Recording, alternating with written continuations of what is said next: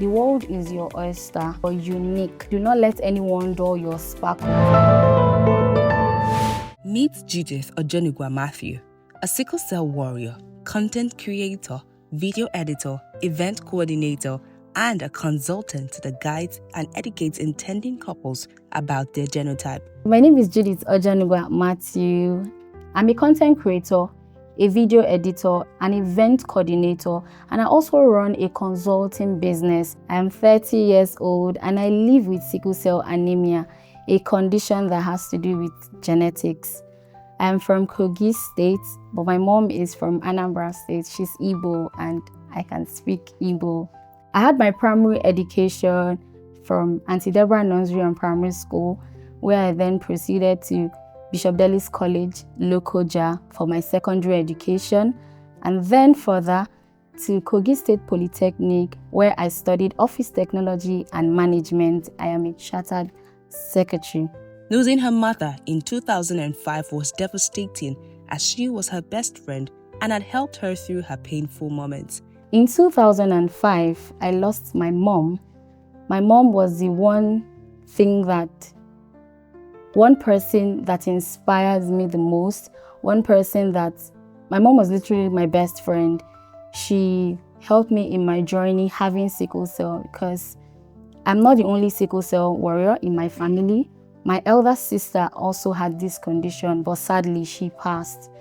And I watched my sister go through excruciating pains, raw pains, I must tell you. There's no day that passes without my sister not having to complain that she has pain. If it's not on her hand, it will be on her leg and so forth. So I would literally say that she was in and out of the hospital all the time, and this is what I saw.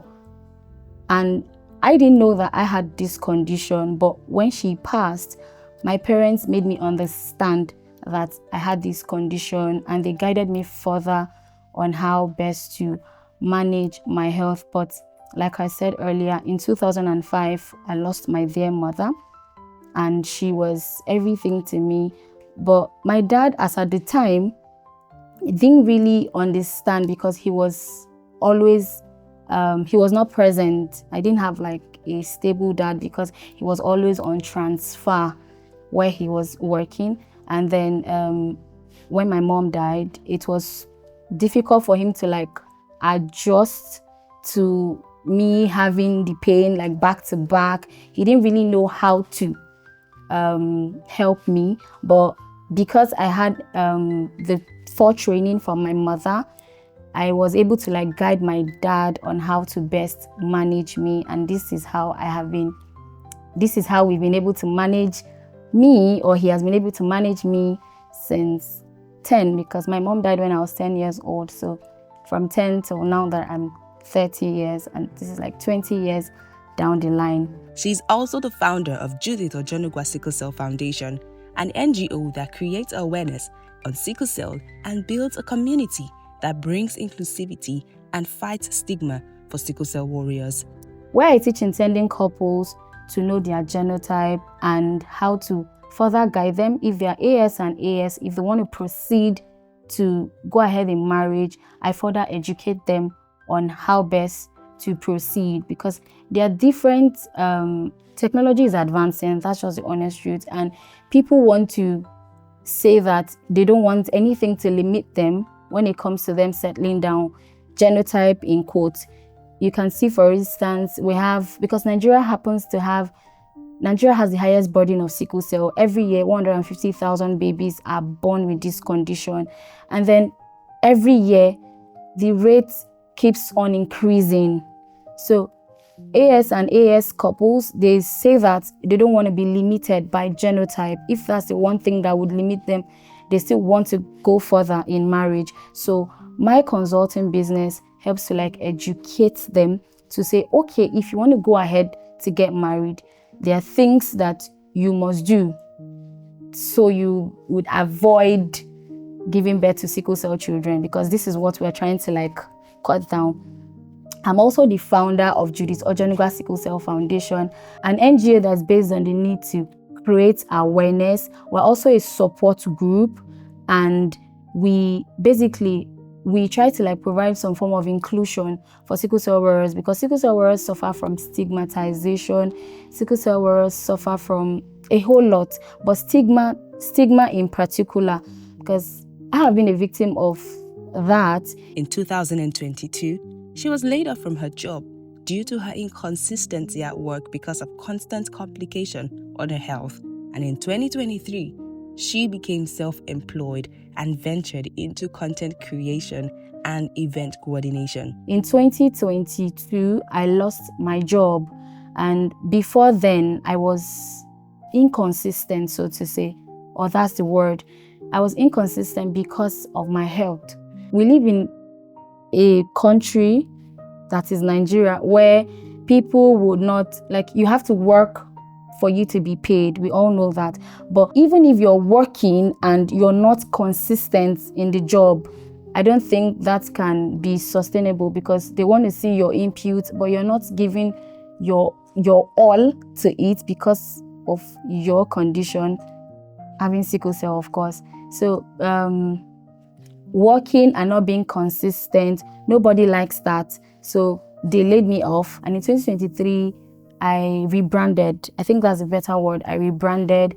That's when I picked up myself to be generally self-employed. And I think that sickle cell warriors should have that, be self-employed, because of the stigma that we face here in Nigeria of you not being consistent. So in 2023, I was self-employed. I became a content creator, video editor. I started handling events for people where I get paid. And this is how I live by. And like I said, this is what I would encourage that sickle cell warriors have. In 2019, she suffered from a sickle cell complication called AVN, avascular necrosis, and had a surgery. In 2019, I had a sickle cell complication called AVN, avascular necrosis. This condition is generally a state where the bone in your hip will get decayed, and by that, you have to do what we call a hip replacement surgery. And in 2019, I had that. And fast forward to 2021, she went for her NYSC in Bauchi State and embraced lots of experiences. And this brought her into the limelight and gave her the opportunity to speak more on sickle cell anemia as she exhibited leadership roles. Fast forward to 2021, and I went in for my NYSC. That year really tried me. It was a year that actually gave into like a whole set of experiences, new landing. By that, I mean, I went to a state where I didn't know anyone. I went there like every other person would go to serve Nigeria, Bauchi State to be precise. And everyone wanted, I was 001, and everyone wanted to know who the 001 is. But upon seeing who the 001 was, I was using a walking aid. And yes, they were like wanting to know why I was using that. I told them why I was using that, because I just came out from a surgery in 2019 and I was still having a back and forth from that. And by me just basically just letting them know what I have had to go through as someone who lives with a condition called sickle cell, a whole platoon did like a whole stage play, a whole drama in my name for sickle cell. With the myth that sickle cell warriors look lean and have a type of physical appearance, Judith broke the myth as she looks healthy and hale. I was like the star of the moment, because a standing ovation was made for me, and I came out to like give a speech. After that, it's like opened a lot for me, because everyone wanted to actually know more about sickle cell. It was basically like NYSC was just for me, because I was OBS leader, I was camp court, I was a platoon leader, and I was 001 as well. So that like gave me some form of feather to my to my wings, and it was just a lot, honestly, because I've never had that before. That was a whole leadership role on me, having to teach 1,000 or so people about sickle cell, coming out all the time. I came out on stage like 3 times to talk about sickle cell. Why? Because this is a topic that's not being talked about all the time. Cancer is being noised, HIV is being noised, but little is being noised for sickle cell. So having someone who in this modern age and time is saying, okay, don't do this, okay, do that, or this is how you should live as someone who has sickle cell. And there's this, I tend to call it a myth. There's this myth that says, or people say that sickle cell warriors look like those who happen to have kwashiorkor, like because of some of our features. But here they are seeing someone who is fine. The only defect, so to say, was the fact that I was using a walking aid because I had a surgery. So that was like the only thing. But aside that, my physical appearance didn't match with the myth that they know about sickle cell warriors having big head, thin limbs and arms and all that. So it was basically me just like defying everything, coming to camp, finishing school, coming to camp. And there were times where I even had a crisis in camp and they were like, oh, okay, I can leave. But then I didn't want to because I wanted to stay. I was enjoying the whole thing, having to teach people about sickle cell. This is one thing that I can talk about anytime and every time because this is something that people do not know about. There are some certain things that people do not know aside us. So giving a platform to talk about my health condition, I'll gladly talk about it any day and any time. Judith has faced challenges not only in her health, but also getting paid for what she's worth as a worker and the services that she renders.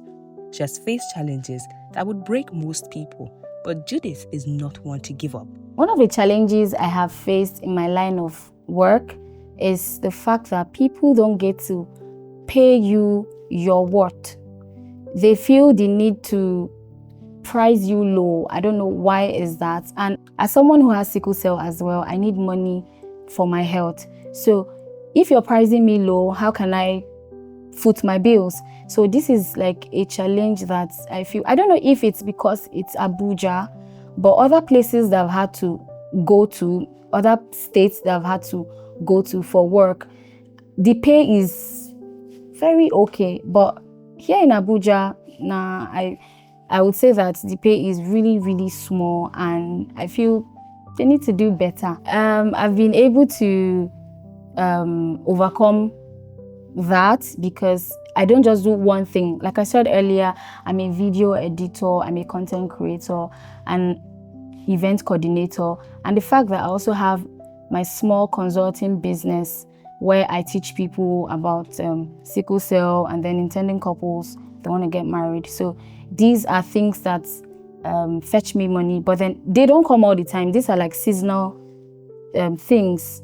They don't come all the time. But aside that, my only challenge is the fact that people tend to price you lower here in Abuja, and it's actually a cause for alarm. She finds a way to merge everything she does by creating content for sickle cell. How I merge content creation with advocacy is, to be honest, I actually enjoy all of the things that I do, content creation and advocacy as well, because it's as if I'm even living double life because I am here doing my content thing. The same time, I'm also advocating for sickle cell. And it's because I live with this condition, so I can better talk about it, I can better teach it. So I enjoy the both, and how I'm able to balance it is, like I said earlier, I enjoy what I do. Me being a content creator and me advocating for sickle cell, this is something that I'm so passionate about. I enjoy doing it any day and any time. I've been able to balance it so well. Though the only, I wouldn't say it's a challenge. I can still say it's a challenge. The only challenge that I get to have is sometimes I don't get to show up when I am meant to show up because of my health. I am inconsistent at both, but I've been able to balance and blend it in such a way that it works with my time. So I give you my time, I give you when it's best for me. So if it's fine, we work, but if it's not, we don't. Because I've had to pay back, refund back people that has paid me for jobs because of my health. I would have crisis and I'll have to refund. People would not, they've paid you, so they want you to come work for them, but you're not available. So I have to refund or refer another person who is doing same thing that I'm doing to cover up for me, and then we get to balance up ourselves. So that is the only challenge. If not, blending both is something I have had to do excellently. She is her own role model, but she admires Dr. Kelechi Okoro, a health entertainer, apricot doctor, Chimamanda Adichie, Obasiti Jesse, and Funke Bucknor. Her favorite quote is that she believes that a person is unique and should never compare their journey to someone's highlight or story. I really don't have a role model. I actually have people that I admire. I admire the likes of Dr. Kelechi Okoro. She's a health entertainer on all social media platforms. She's a doctor, a medical doctor who is using entertainment to pass her message. And I also admire the likes of apricot doctor, who is my friend, a very good friend. I also admire the likes of Chimamanda Adichie. I admire Mbasiti Jesse. I also admire my very big auntie, Funke Bucknor. She lost her sister, who happens to have sickle cell. And after that, after the passing of her sister, she's using she has an event consulting firm in Lagos, but she has been able to use the proceeds from her events to help people who have sickle cell like me. So I admire that about her, because she is not the one with the condition, but because of her late sister, she's giving back to the society and giving back to people who suffer from sickle cell. So that's a very good thing. So I don't have a role model. I would say I am my own role model. I love me. I love the fact that I show up and show out each day, despite the fact that I have a health challenge that is meant to limit me, but I do not see it as a limitation. Rather, I strive with it, I run with it, and I happen to have each day of my life, because having sickle cell is a lot. It drains you mentally. It makes you depressed at every given point in time. Why? Because of the NSAIDs and opioids we consume. The amount of opioids we consume is even alarming. We take these opioids because of the pain, the back-to-back pain we suffer from. And so this causes a lot of health complication. I currently have temporary amnesia. I have slurred speech sometimes. Why? All of this is coming from the opioids that we take. So I do not think that people want to be me. I know that people can just admire me because of what I do, but they can't walk in my shoes because I think my shoes is hot. So they would not want to walk in my shoes, but yes, they can admire me. They'll aspire to be like me because of the many things that I've gotten, my achievements, my awards. They would want to have that, but I do not think that they want to be really me, because I have pain. Who wants to have or live with pain each day of their lives? And I'm talking raw pain. So I have people I admire. I don't have anyone as a role model, myself role model. To young women out there, Judith's advice is that you are powerful and unique. Always speak up when you're in pain and never try to die in silence. Judith is an example of strength, happiness, and pain, but keeps smiling. And that's a true warrior indeed. My favorite quote will be, and this is like a message to my younger self, I would say, you are powerful, you are unique. The world is your oyster. Do not let anyone dull your sparkle. There's no one like you, absolutely no one like you. When you're hurting, please speak out. Do not die in silence, and do not think that your voice don't matter. Your voice actually counts. My name is Judith Ojonugwa Matthew, and this is my girl power story.